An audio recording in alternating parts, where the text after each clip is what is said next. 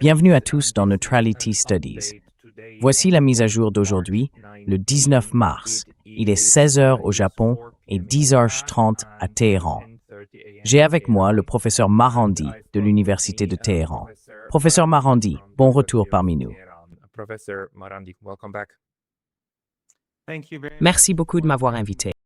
Je suis toujours heureux de te voir.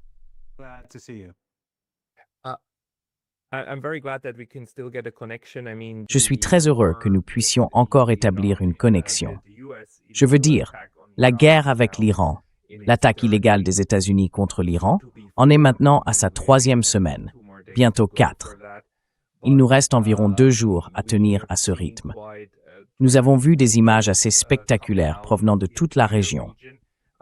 Et bien sûr, hier, l'Iran a confirmé la mort de M. Ali Larijani. Pourriez-vous peut-être dire quelques mots à ce sujet? Toutes mes condoléances pour sa mort, et je vous prie de me donner votre interprétation de ce qui s'est passé.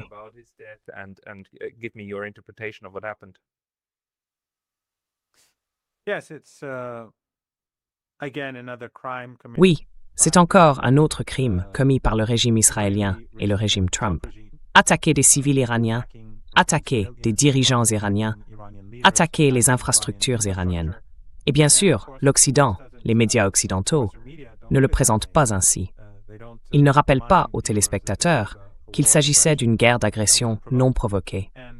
Nous venons de voir un haut responsable du renseignement américain démissionner, nommé par Trump, parce qu'il disait essentiellement ce que nous disions, que c'était non provoqué, que les Iraniens ne représentaient pas une menace, et que cela avait été fait parce que le régime israélien et les sionistes le voulaient. Mais cela dit, le docteur Larijani est en réalité quelqu'un que je connaissais.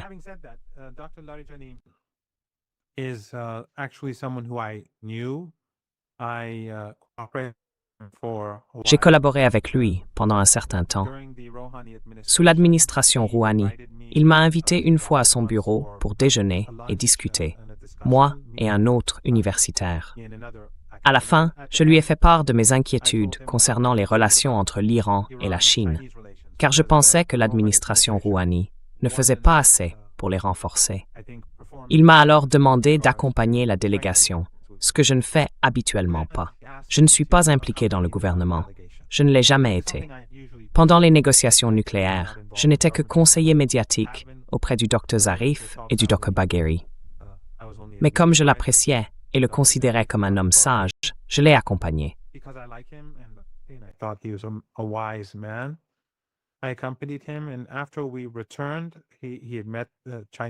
Après notre retour, il avait rencontré le président chinois.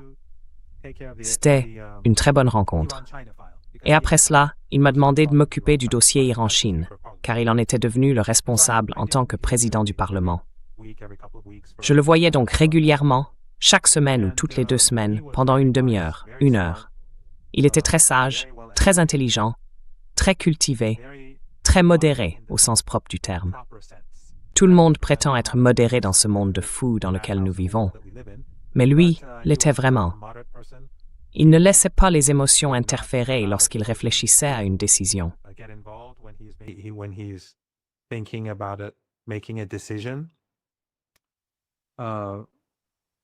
Il possédait toutes sortes de qualités positives. Ce fut un honneur de travailler avec lui, et sa perte fut immense. Mais son martyre, ainsi que celui de tous ses enfants, et bien sûr celui de l'ayatollah Khamenei, et de toutes ces personnes innocentes qui étaient soit simplement chez elles et ont été bombardées, soit défendaient le pays et ont été assassinées par cette soi-disant coalition Epstein, ne font que renforcer l'Iran. Et c'est quelque chose que les États-Unis, le régime de Washington, le régime israélien et leurs mandataires régionaux ont encouragé, car nous découvrons de plus en plus que les Saoudiens, depuis le tout début, poussaient à cette guerre.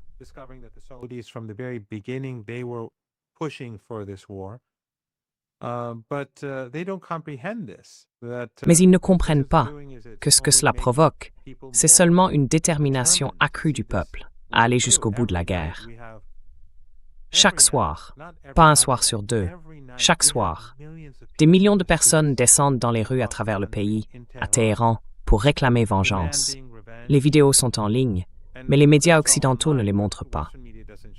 Parfois, je publie quelques extraits, mais si quelqu'un va sur l'agence de presse Farce, sur leur chaîne Telegram, il peut voir les rassemblements chaque soir dans toutes les différentes villes et les quartiers de Téhéran.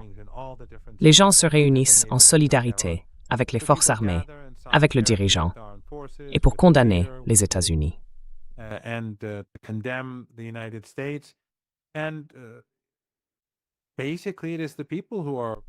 Et en réalité, ce sont les habitants eux-mêmes qui préservent la République islamique d'Iran, car elle est attaquée par une vaste coalition.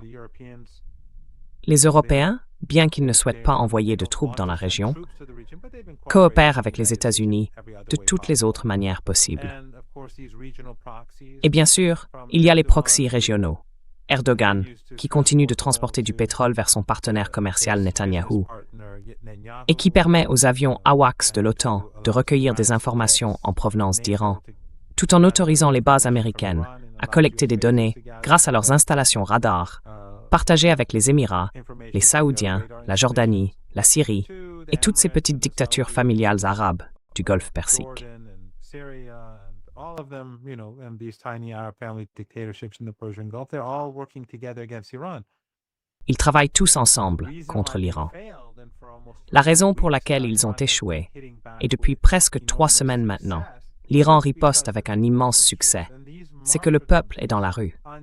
Ces martyrs, ces meurtres injustes, n'ont fait que rendre les Iraniens plus déterminés.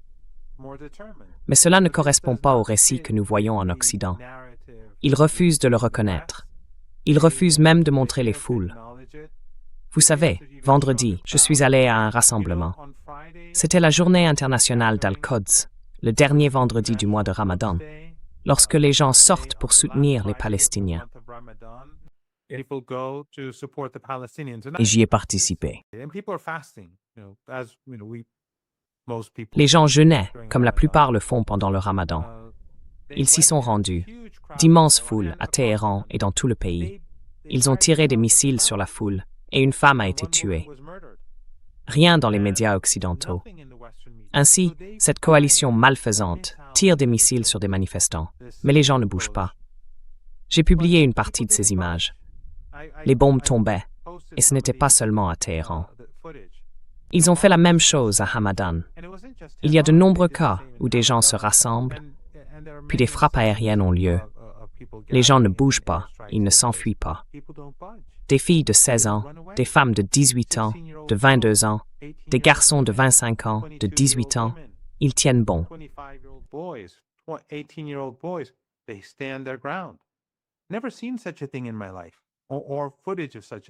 Je n'ai jamais rien vu de tel de ma vie, ni d'image de quoi que ce soit de semblable. Mais c'est ce qu'ils ont fait à ce pays. Et c'est l'esprit du peuple, profondément influencé par ses croyances culturelles et religieuses. Par le petit-fils du prophète qui a été martyrisé à Karbala il y a bien plus de 1000 ans, et par le rôle de sa sœur dans cet épisode. Ce contexte religieux et culturel, associé à l'immense injustice subie par le peuple iranien et au meurtre, ainsi qu'à tout ce qui se passe dans la région, a rendu les Iraniens bien plus forts que je ne les ai jamais vus de mon vivant.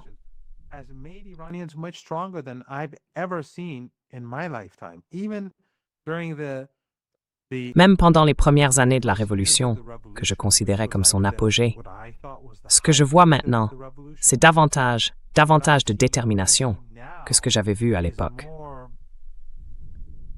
Les lignes de front sont désormais les villes où les gens se tiennent prêts.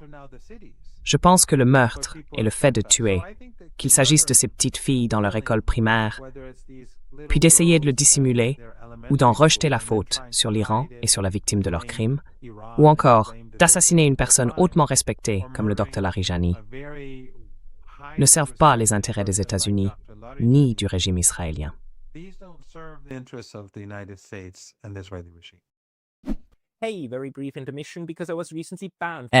Petite interruption rapide, parce que j'ai récemment été banni de YouTube. Et même si je suis de retour, cela pourrait se reproduire à tout moment. Donc, s'il vous plaît, pensez à vous abonner non seulement ici, mais aussi à ma liste de diffusion sur Substack. C'est pakalotab.substack.com. Le lien sera dans la description ci-dessous. Et maintenant, retour à la vidéo. Donc, vous dites qu'actuellement, la résistance de l'Iran et des Iraniens devient non seulement une résistance, mais une résilience, n'est-ce pas? Je veux dire, vous interprétez cela comme une volonté de riposter qui se renforce réellement. Et ce que nous voyons maintenant, c'est que l'Iran a été capable de contre-attaquer tout ce temps. Et en fait, nous voyons, et vous me l'avez justement fait remarquer avant que nous commencions à parler, un développement encourageant venant de Washington. Parce que Donald Trump, de toutes les personnes, a publié sur Truth Social à propos de sa volonté de contenir l'Iran.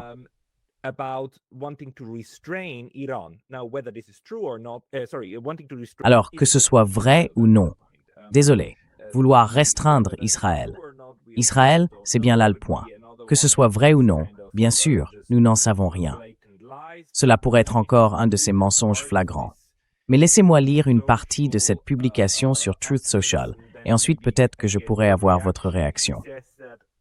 Il dit qu'Israël, par colère face à ce qui s'est passé au Moyen-Orient, a violemment attaqué une importante installation connue sous le nom de champ gazier de South Pars, en Iran. Une section relativement petite de l'ensemble a été touchée. Les États-Unis n'étaient au courant de rien concernant cette attaque en particulier, et le pays du Qatar n'y a été impliqué d'aucune manière, ni n'avait la moindre idée que cela allait se produire.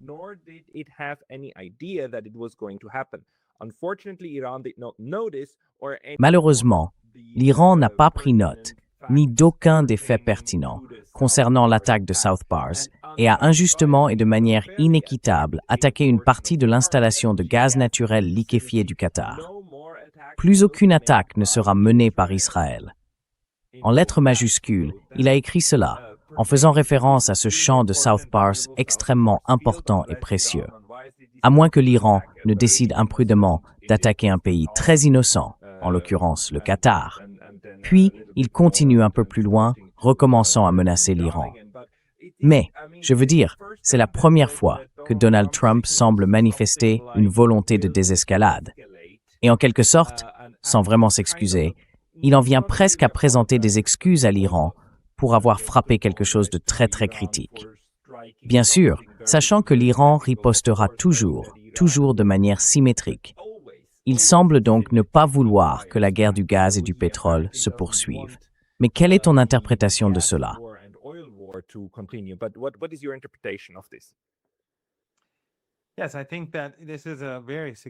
Oui, je pense que c'est une publication très importante, même si, comme vous l'avez justement souligné, nous ne savons pas vraiment ce qui va se passer, parce que c'est Trump. Il peut dire une chose aujourd'hui et autre chose demain. Mais de toute évidence, l'importance des représailles de l'Iran l'inquiète, et c'est pourquoi il a dit que l'Iran ne savait pas ce qui s'était passé. En un sens, il justifie, en quelque sorte, l'attaque de l'Iran contre le Qatar. Non, pas si, même si le Qatar est plus que complice. Je veux dire, ils accueillent des bases américaines. Le Qatar, en fait, abrite le CENTCOM. Donc, s'il y a un pays plus complice que les autres, si c'est possible dans la région du Golfe Persique, ce serait bien sûr le Qatar. Les Saoudiens accueillent les avions de chasse et les ravitailleurs américains, des avions qui ravitaillent ces chasseurs, et ils permettent aux Américains de survoler leur espace aérien pour bombarder l'Iran.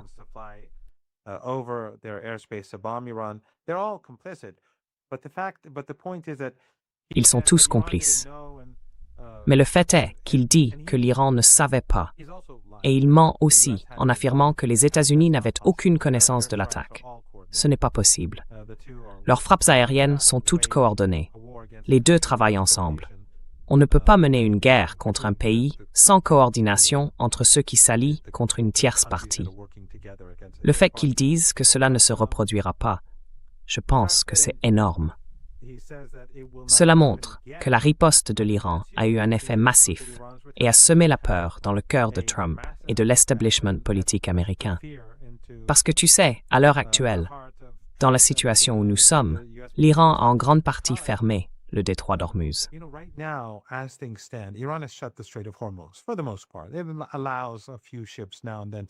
Il autorise de temps à autre quelques navires à passer, selon les circonstances, mais les exportations ont été largement bloquées. Pourquoi l'Iran fait-il cela? Parce qu'il veut faire pression sur les États-Unis, évidemment, pour mettre fin à la guerre, pour mettre fin à l'agression. Mais l'Iran n'a pas systématiquement détruit les pétroliers ni les infrastructures pétrolières et gazières. Pourquoi? Parce que l'Iran n'a pas commencé cette guerre. L'Iran ne veut pas détruire l'économie mondiale. L'Iran veut la paix, faire des affaires et du commerce, et que la région du Golfe Persique reste une source d'énergie afin que le monde puisse prospérer. S'il voulait autre chose, il aurait détruit toutes ces installations pétrolières et gazières. Il aurait détruit les pétroliers.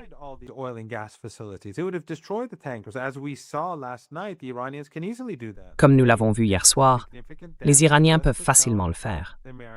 Ils ont causé des dégâts considérables simplement pour dire aux Américains d'arrêter. Et si l'Iran détruisait tous ses actifs, alors la crise économique mondiale deviendrait permanente. Elle durerait des années.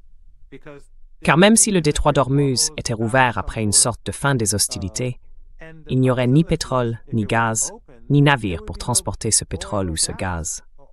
L'Iran a donc fermé le détroit d'Ormuz pour exercer une pression, mais il voulait que tout reste en sécurité.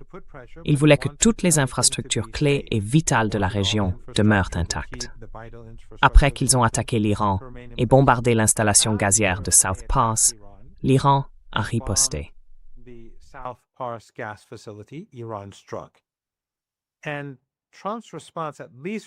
Et la réponse de Trump, du moins pour le moment, encore une fois, je reviens à ce que tu disais plus tôt, c'est que nous ne savons pas ce qui va se passer à l'avenir, car Trump est totalement imprévisible.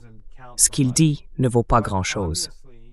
Mais de toute évidence, ils ont très peur que la situation devienne incontrôlable et qu'elle cause des dommages irréversibles, ou même bien plus que des dommages, qu'elle provoque une dépression économique mondiale. Et cela marquerait la fin de la présidence de Trump et probablement la fin de bien d'autres choses. Donc c'est un bon signe. C'est un bon signe. Mais encore une fois, ce n'est pas concluant. Nous ne pouvons pas dire que, d'accord, les actifs dans la région du Golfe Persique vont rester intacts. Nous n'en savons rien.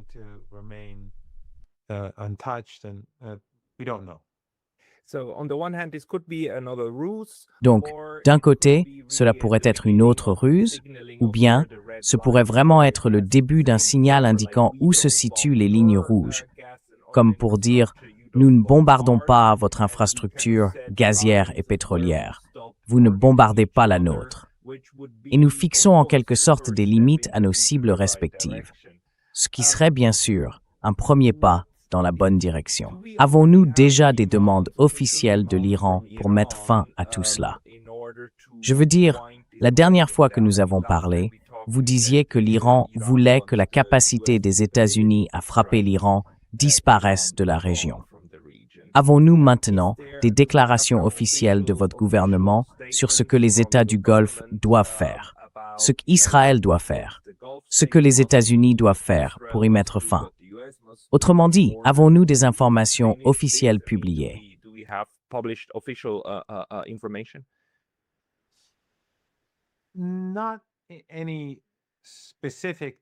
Pas dans les moindres détails, mais une chose est devenue plus claire, et ils l'ont bien souligné. Tout d'abord, comme nous en avons déjà discuté, les Iraniens affirment que les promesses des États-Unis ne valent rien. La signature du président américain n'a aucune valeur pour l'Iran, car il fera autre chose le lendemain, exactement comme nous en avons parlé à propos de cette publication sur Truth Social. Ainsi, les Iraniens disent que les faits sur le terrain doivent changer. Et cela signifierait que les États-Unis perdraient la capacité de frapper l'Iran ou de lui faire la guerre comme ils le font actuellement. Cela impliquerait bien sûr que leur base dans la région ne disposerait plus de cette capacité. Elle n'existerait plus dans la région, comme c'est le cas aujourd'hui, grâce à ces bases. J'imagine donc que cela signifie que les pays arabes du Golfe Persique ne seront plus autorisés par l'Iran à offrir aux États-Unis un point d'appui pour attaquer l'Iran.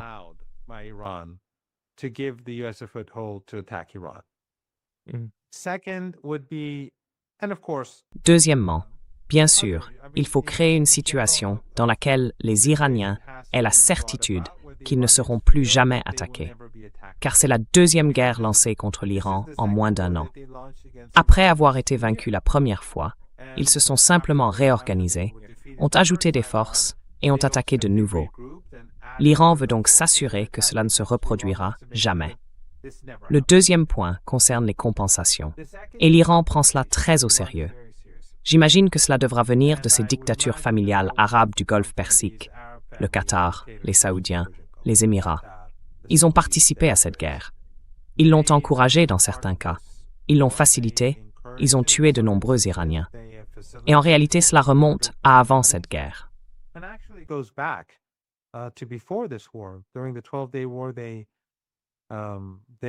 Pendant la guerre de 12 jours, leurs bases ont été utilisées par les Américains pour aider les Israéliens et pour permettre aux Américains de lancer leurs propres attaques. Et même avant cela, lorsque le général Soleimani et Abu Mahdi al-Mohandis ont été assassinés à Bagdad il y a quelques années, ces drones avaient décollé de Doha, au Qatar. Leur complicité remonte donc à longtemps. L'Iran exigera des compensations. L'Iran a également déclaré que le statut du détroit d'Ormuz serait différent après la guerre. Il ne sera plus simplement une voie de passage. Je m'attends à ce que l'Iran demande probablement des concessions à ces régimes riches en pétrole et en gaz pour permettre à leurs marchandises de traverser le détroit. Enfin, les Iraniens affirment aussi que leurs alliés régionaux doivent faire partie de tout accord. En d'autres termes, le régime israélien ne pourra plus bombarder le Liban, Gaza, l'Irak ou le Yémen, ni les Américains le faire à leur guise. Ils devront en faire partie, tout comme les citoyens iraniens doivent en faire partie.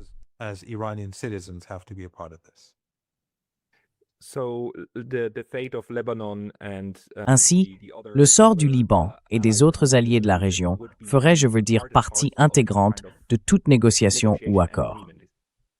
Peux-tu imaginer que l'Iran fasse appel à la Chine ou à la Russie, ou aux deux, pour aider à ces négociations de paix, ou à une autre tierce partie, comme disons l'OSCE ou les Nations Unies, afin de faciliter d'une manière ou d'une autre une discussion structurée sur la façon de mettre fin à ce conflit? Quelle te semble être la voie à suivre? Parce qu'à un moment donné, il faudra bien parvenir, je suppose, à une forme d'accord écrit. Needs to be agreed upon, I suppose. That's a very good point that you raise. Tu sais, c'est un très bon point que tu soulèves, un point très intéressant. Je ne sais pas, mais j'imagine. Enfin, l'ONU est un organisme inutile, tout comme tout ce qui vient d'Europe ou de l'Occident. Mais cela pourrait être une situation où, par exemple, les Russes et les Chinois, ou d'autres parties plus ou moins neutres ici, agiraient comme garants. Parce qu'au Liban, après le cessez-le-feu que nous avons eu il y a plus d'un an, les pays occidentaux étaient les garants. Mais chaque jour, les Israéliens tuaient des Libanais, assassinaient des gens, bombardaient des maisons et des immeubles. Et ces garants ne faisaient rien.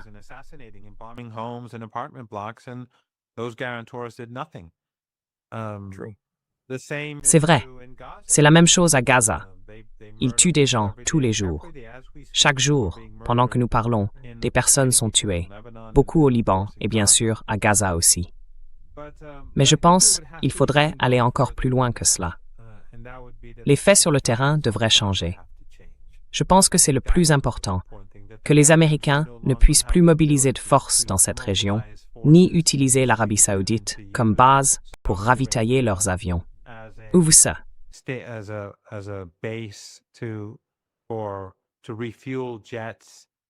Les pays du Golfe Persique sont utilisés pour mener des attaques, car ils permettent en réalité que des missiles soient tirés depuis leur territoire. Et ce qui est intéressant, c'est que les Américains eux-mêmes l'ont reconnu.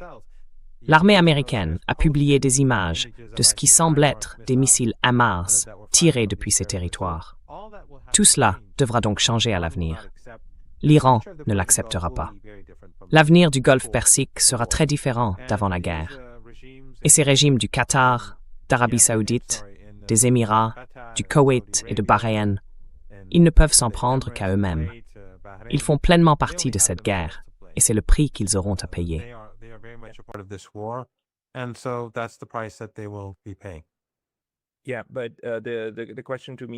Oui, mais la question pour moi, c'est de savoir ce qui peut réellement fonctionner et comment y parvenir le plus rapidement possible.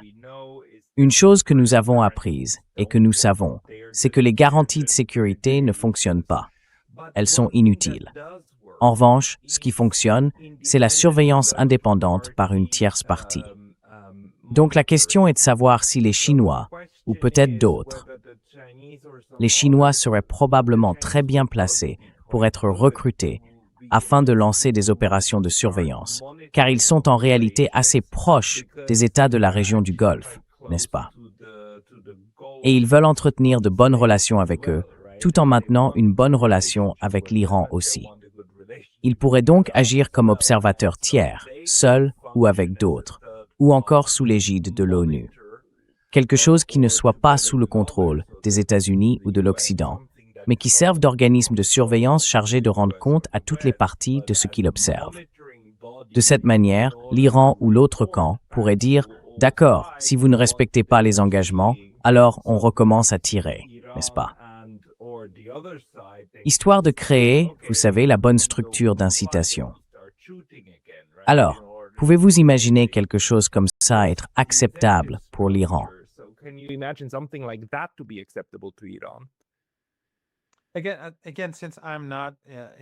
Encore une fois, comme je ne suis pas au courant de tout cela, je reste très prudent quant à ce que je dis, car certaines personnes, peu importe combien j'insiste sur le fait que je ne participe pas à la prise de décision, pensent malgré tout que je le suis. Je ne veux donc pas les induire en erreur.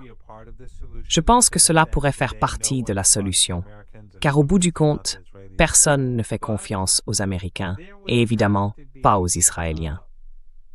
Mais il faudrait des changements d'infrastructure. Le potentiel d'agression devrait être éliminé. Et je pense que cela signifierait que les États-Unis n'auraient plus le type d'actifs qu'ils ont eu par le passé dans la région du Golfe Persique. L'Iran ne le tolérera plus.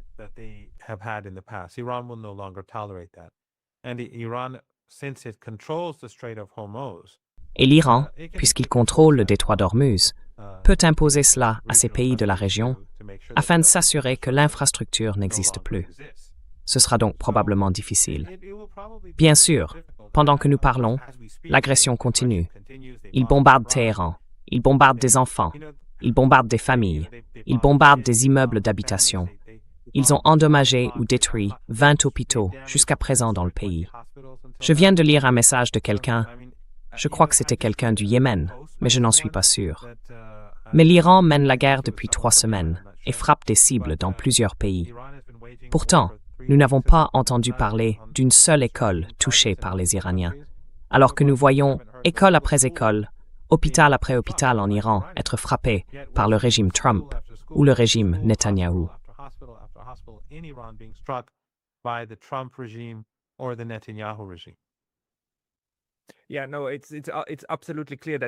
Oui, non, c'est absolument clair que l'Iran fait réellement preuve de retenue et maintient une discipline extrême. Je viens de terminer une discussion avec un collègue suisse, le colonel Jacques Beau, qui l'a souligné. La discipline des Iraniens est probablement l'un des aspects les plus admirables, car même les cibles civiles ne sont pas prises en compte, n'est-ce pas? L'Iran mène ce combat non pas avec des gants, mais en essayant réellement de se conformer au droit international humanitaire, tandis que l'autre camp, eh bien disons-le, l'ignore, et pas seulement l'ignore, mais agit activement contre lui. Mais cela, encore une fois, joue en faveur de l'Iran.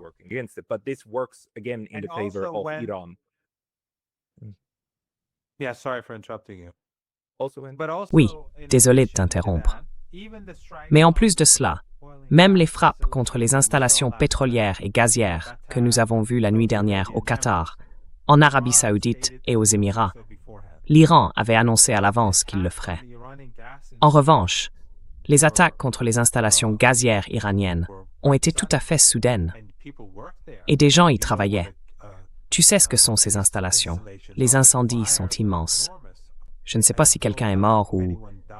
Mais les Iraniens ont eu la décence de dire « D'accord, nous allons riposter pour éviter que cela ne se reproduise chez nous. » mais nous voulons que tout le monde quitte ces zones le plus vite possible. Et ils ont attendu de nombreuses heures avant de frapper.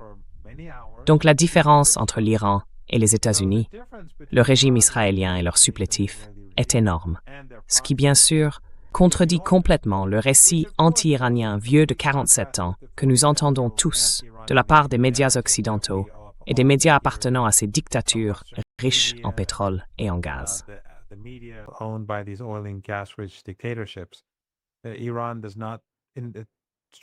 L'Iran ne frappe pas de cibles civiles.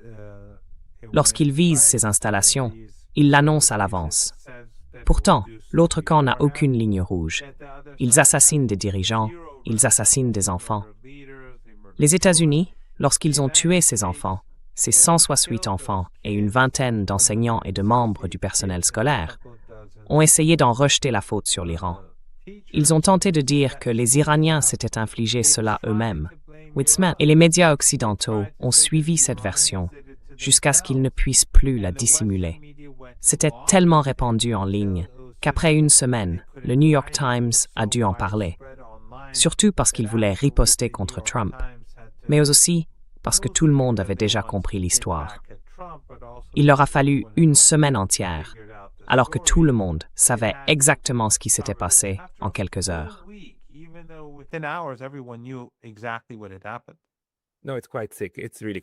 Non, c'est vraiment malsain. C'est vraiment très malsain. Mais cela m'amène à un autre point. Nous avons ces rumeurs selon lesquelles, vous savez, M. Netanyahou ne se montrerait plus en public. Avez-vous des informations sur le fait qu'il ait été visé, qu'il puisse être blessé ou mort? Y a-t-il des informations à ce sujet en Iran?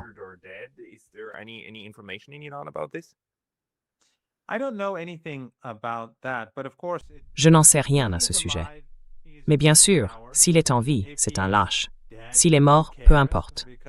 Parce que la plupart des Israéliens soutiennent le génocide. Nous avons vu plusieurs sondages tout au long de ce génocide en cours à Gaza. Donc le problème ne se limite pas à Netanyahou, c'est la large majorité de ceux qui se disent israéliens. Mais ce qui est intéressant, c'est que Hegseth, le secrétaire américain à la guerre, comme on l'appelle désormais, traitait les dirigeants iraniens de lâches. Il les a qualifiés de rats cachés. Et littéralement un jour, ou peut-être seulement quelques heures, plus tard lors des manifestations d'Al-Quds, les manifestations pro-palestiniennes du vendredi, ils ont tiré des missiles sur l'Iran.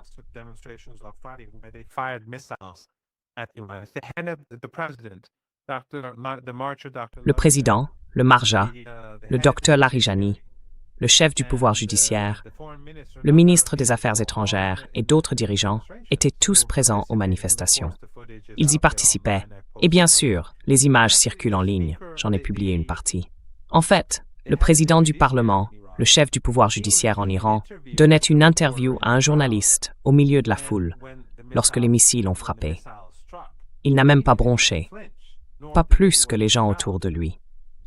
Donc évidemment, les lâches et les rats, comme Hegseth aime les appeler, ne sont pas à Téhéran. Ils sont, eh bien, je ne sais pas où se trouve Netanyahou. Je ne sais donc pas s'il est mort ou vivant.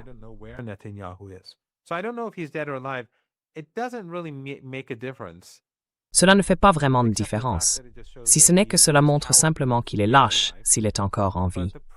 Mais le problème, au bout du compte, c'est le suprémacisme ethnique. Le problème, c'est que, et cela ne concerne pas seulement les Palestiniens, pour ces suprémacistes ethniques, ces suprémacistes sionistes, tout le monde est Amalek.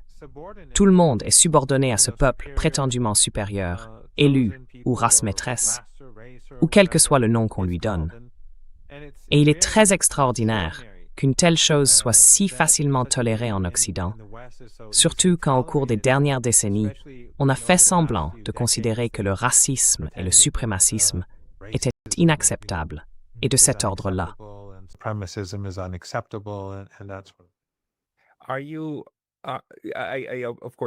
Je suis tout à fait d'accord avec vous. L'hypocrisie est stupéfiante. Mais remarquez-vous maintenant, presque à la fin de la 3e semaine, un changement dans la manière dont la guerre est menée d'un côté ou de l'autre. Les frappes augmentent-elles ou diminuent-elles? Changent-elles en fonction de ce que vous observez? Et aussi, les armes qu'utilise l'Iran. change-t-elle?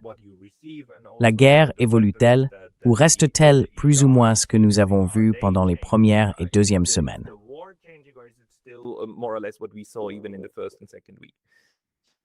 No, the Iranian strikes are becoming more intense. Non, les frappes iraniennes deviennent plus intenses.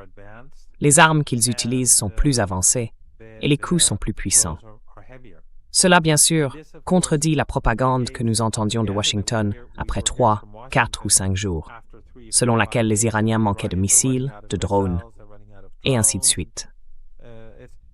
Ce que l'Iran a fait pendant les 7 ou 8 premiers jours, c'est tirer beaucoup de missiles vieux de 15 ans et de drones datant de 15 ou 20 ans.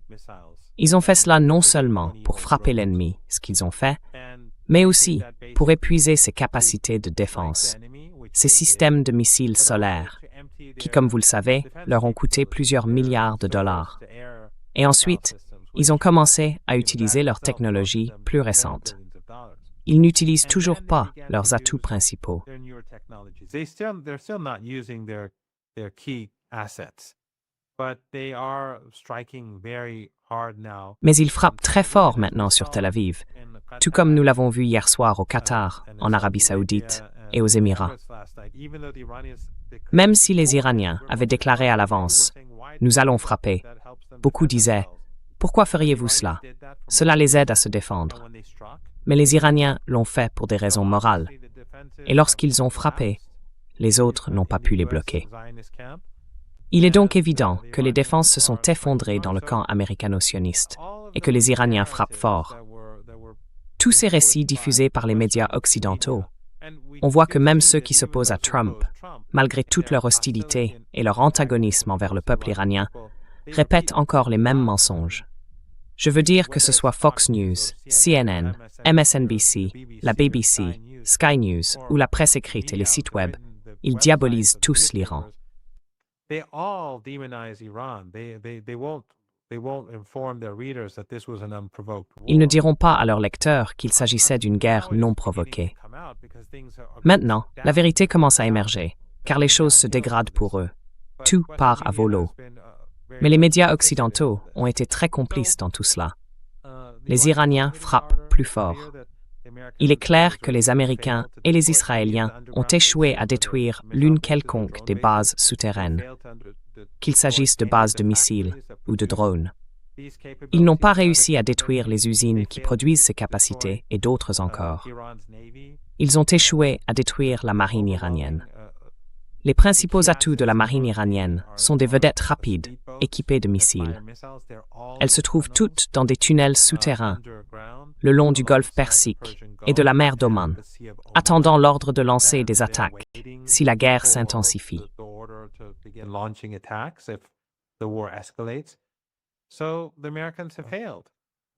Ainsi, les Américains ont échoué et les Israéliens ont échoué. À mesure que nous avançons, le prix de l'énergie ne cesse d'augmenter et le régime israélien est durement touché. Cette guerre ne se passe pas bien pour eux. Ils sont en train de la perdre. Et je pense que l'attaque contre les installations gazières iraniennes visait à changer la donne. Mais la contre-attaque de l'Iran, encore plus forte, et ensuite la publication de Trump sur les réseaux sociaux, je pense, y ont mis fin, du moins pour le moment. En fin de compte, les États-Unis vont perdre cette guerre. Le régime israélien va perdre. Je crois qu'il n'y a aucun doute là-dessus. Le peuple iranien est déterminé. Mais plus ils continueront, plus ce sera néfaste pour l'économie mondiale et pour le peuple américain, et bien sûr pour les sionistes en Palestine.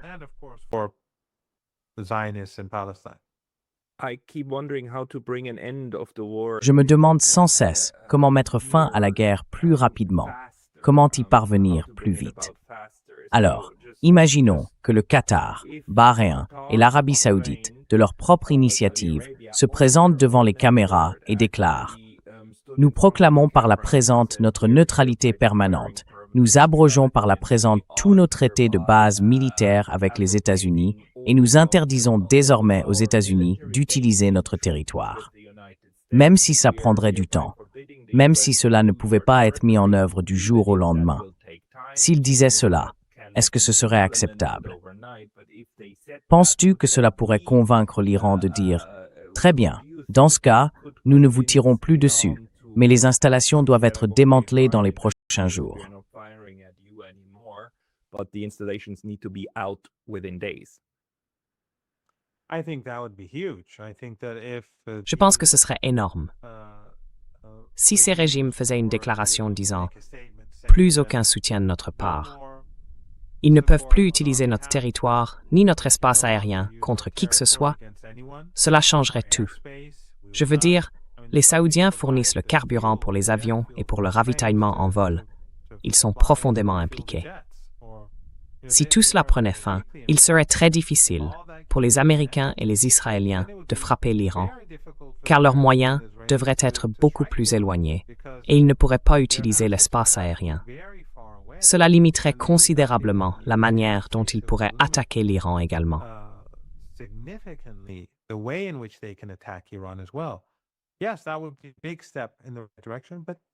Oui, ce serait un grand pas dans la bonne direction, mais ce ne sont que des intermédiaires. Même un pays comme la Libye, avec 9 nations qui soutiennent le peuple et non le régime, soutient le peuple palestinien, car le régime est tout simplement hypocrite. Il n'utilise le nom de la Palestine que pour ses propres intérêts égoïstes. Mais même la Turquie n'est pas capable de se détacher de cette guerre. Elle continue de transporter du pétrole. Elle permet à l'OTAN et aux États-Unis d'utiliser son territoire. Il m'est donc très difficile d'imaginer, quand la Turquie est si faible et le régime si pathétique, que ces pays puissent faire cela.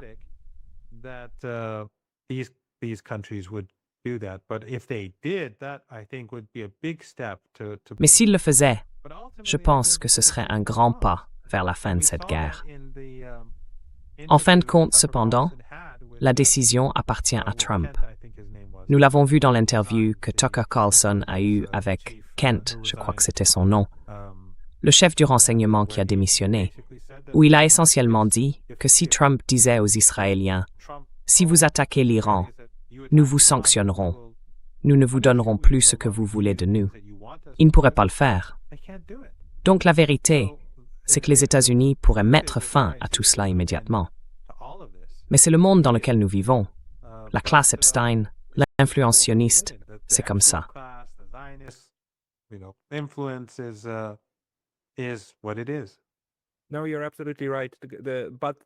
Non, vous avez tout à fait raison. Mais il y a un moment où le mandataire peut être influencé.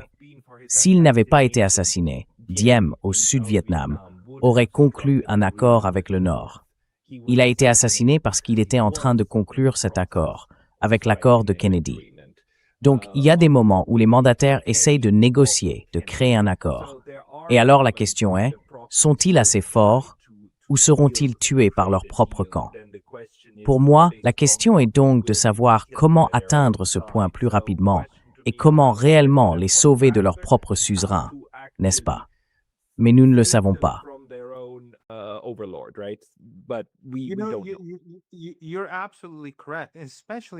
Tu as tout à fait raison, surtout parce que le sionisme est devenu tellement discrédité à cause de Gaza et de toutes ces guerres. Partout dans le monde, les gens accusent le sionisme d'être responsable de cette guerre qui provoque une crise économique croissante à l'échelle mondiale.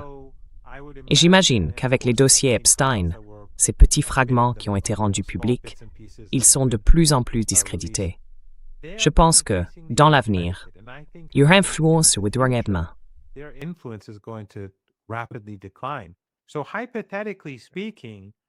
Donc, en théorie, c'est possible. Par conséquent, ces intermédiaires, comme le régime israélien, ont une influence aux États-Unis telle qu'ils ne sont pas vraiment des intermédiaires. Mais qu'est-ce qu'un intermédiaire devrait être? Lorsque nous observons les États-Unis et le régime israélien, qu'est-ce qu'un intermédiaire devrait être? Si leur influence aux États-Unis diminue, comme on le constate très rapidement au sein du grand public, alors à l'avenir, je pense qu'il sera beaucoup plus difficile pour les sionistes et la classe Epstein de faire ce qu'ils faisaient auparavant en toute impunité.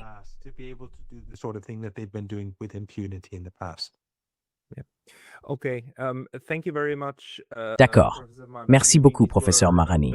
Je veux dire, ce sont des réflexions très, très importantes pour nous tous. D'habitude, je demande aux invités de nous dire où nous pouvons les suivre, mais dans votre cas, nous savons que vous êtes sur X. C'est l'endroit où aller. Y a-t-il une autre source que vous recommanderiez en ce moment pour les personnes qui souhaitent suivre l'actualité sur l'Iran?